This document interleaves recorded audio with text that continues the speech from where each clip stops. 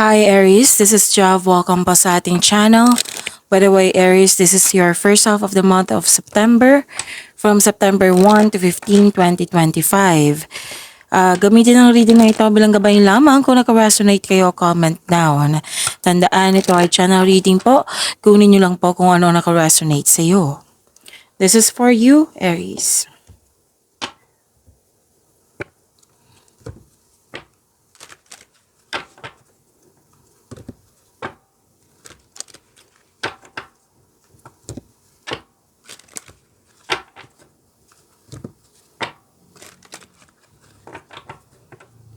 Para po ito sa iyo, Aries, ngayong September 1 to 15, 2025.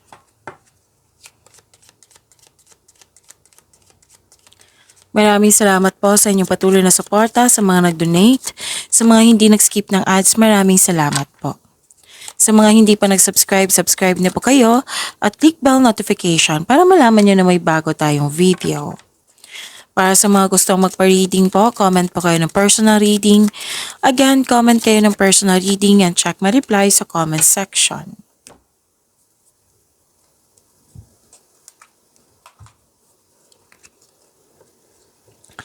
Oh, wow!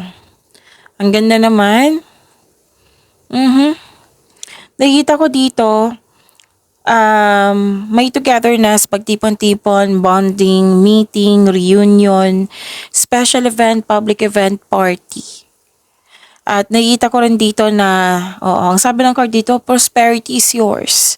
Aries, may parating po ng malaking pera, pwede expectation nyo to, or pwede din na, opportunity na binigay sa iyo na makapagbigay sa iyo ng malaking pera. Transaction yung nakikita ko dito, mga transaction, meaning to say, magiging busy kayo kasi marami kayong gagawin. Pwedeng maraming orders, benta, customer, kliyente, project, na makapagbigay sa iyo ng malaking pera. So, prosperity is yours, may malaking pera, cash flow. Claim niyo po, Aries. At nakikita ko rin dito na may dalawang card kasi nagsabi dito na may proposal. May signing of contract, may nagkasundo, may deal, commitment, promises, agreement. Pwedeng bagong pasok sa relasyon, bagong pasok sa partnership, business partnership, pwedeng bagong pasok sa trabaho. Basta po nakita ko dito na nagkasundo kayo sa dalawang tao. What I meant is sa isang tao, kayong dalawa nagkasundo. At may ganap po na pwedeng nag-uusap sa marriage contract, may ganap na engagement, kasal, ikakasal, proposal.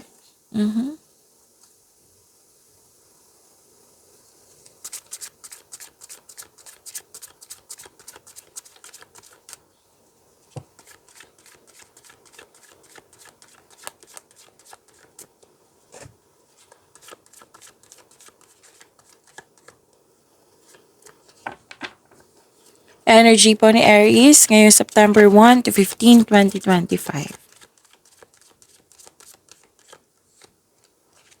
Andito po si Angel of Magic.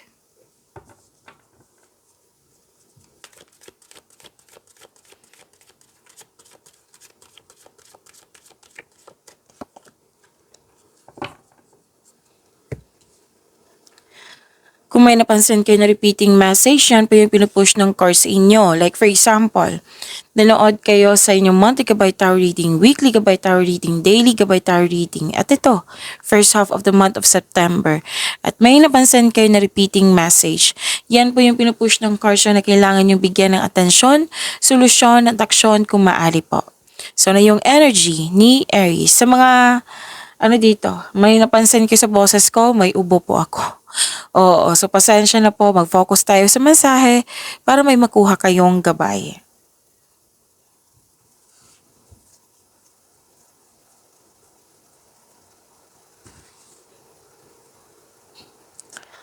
Okay, and dito po si Angel of Magic to attract more blessings. Let us say the power affirmation. Let us say, I am a powerful creator. Again, I am a powerful creator. Kung sa Tagalog pa, let us say, ako ay isang makapangyarihang manlilikha.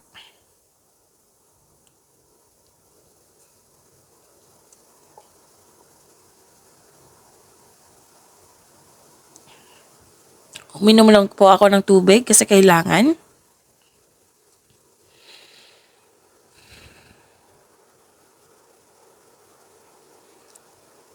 Okay. Granted yung manifestation mo. Gamit na gamit yung skills mo. Yung sabi ko kanina dito na magiging busy kayo, lumabas din siya dito sa inyong tarot cards. Okay, na busy kayo. So prepare yourself ngayong first half of the month of September na magiging busy si Aries. Gamit na gamit yung skills mo. Creative, you are inspired in action. Granted din yung, granted din yung manifestation mo.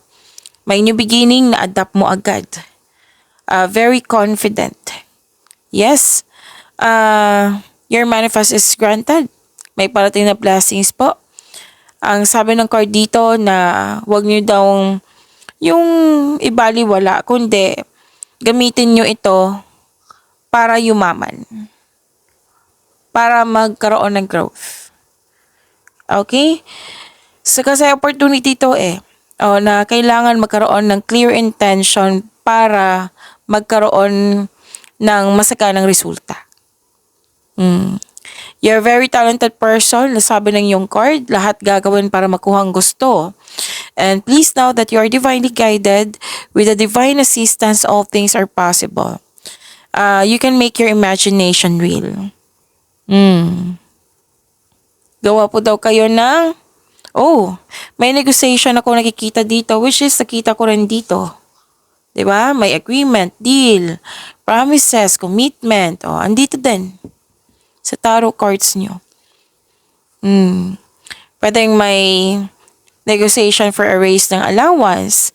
At actually, yung sanabi ko dito na may signing of contract, andito din sa tarot cards nyo. This is also means a signing of contract. So, claim nyo po, ang ganda nito. Ang ganda ng blessings po.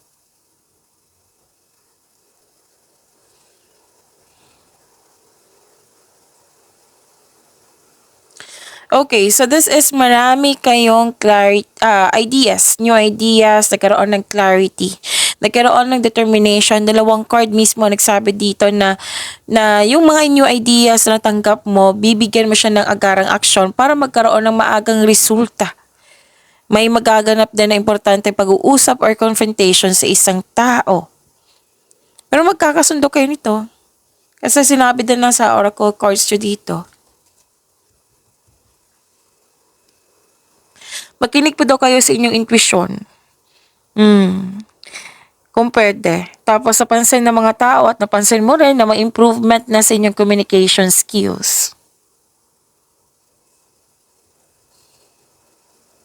So may masinsinang pag-uusap.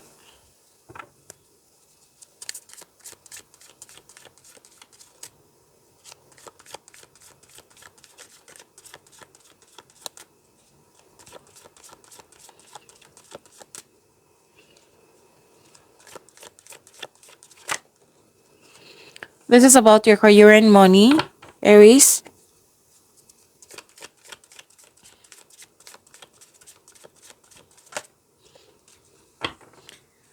Aries, puro offer yung nakikita ko sa inyo, Ang ganda.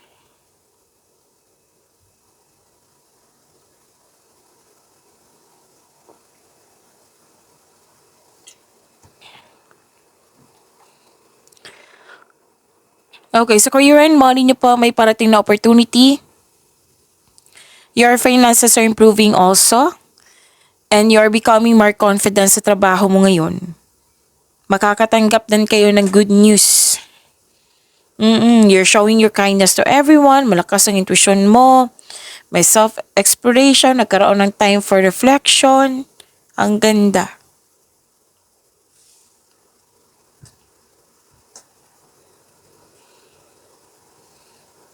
At ang sabi ng card nyo dito, magaling kayo na leader. At sabi ng card, stable ka na sa napili mong career at financial stability, nakikita ko po dito, ay nasa iyo.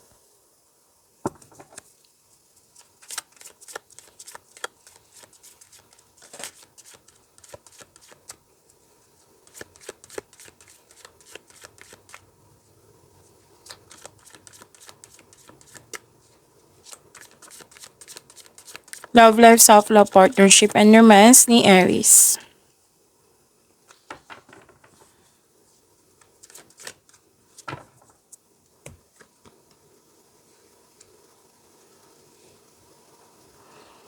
Okay, sa love life, self-love, partnership, and romance, nakikita ko po dito na ang advice po to sa mga single po, wag po daw kayo magmadali na magkaroon ng relasyon. Slow down lang po. Kung nakilala mo na siya, slow down, enjoy nyo po yung getting to know each other stage. At ang sabi ng card nyo dito na the universe is bringing the right relationship to you at the right time. Kaya kailangan nyo ng mahabang pasensya, konting hintay lang po, trust and have faith sa universe. Maging mapagpasensya, patuloy mo lang alagaan yung sarili mo habang hinihintay mo yung bigay ng tadhana sa iyo. Sa buhay mag-asawa sa mga relasyon, nagbigay ka ng pasensya sa inyong partner, sa inyong relasyon, at nakita ko rin dito na may growth na nangyari.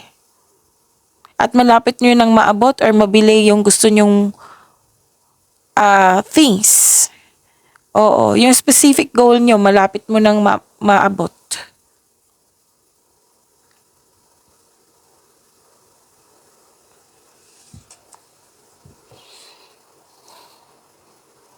Okay, para to sa lahat Single ka man, marelasyon sa buhay mag-asawa. The divine is offering you a new love. Actually, dalawang card po may sabi dito na may gift from the universe. The divine is offering you a new love. May parating na bagong pag-ibig which can arrive in many forms such as self-love, bagong relasyon, bagong kaibigan, bagong connection sa isang tao na magbibigay ng love, peace, and happiness sa iyong buhay. Pwede din may buntes, the arrival of the new baby. Pwede may nagkabalikan, nagkaintindihan. Very supportive kayo sa isa't isa, masaya kayo. At dahil sa masaya kayo, may positive emotions flow. Ang ganda. Pag-imanin niyo po yung blessings na binigay sa inyo, Aries. See you tomorrow. Maraming salamat po.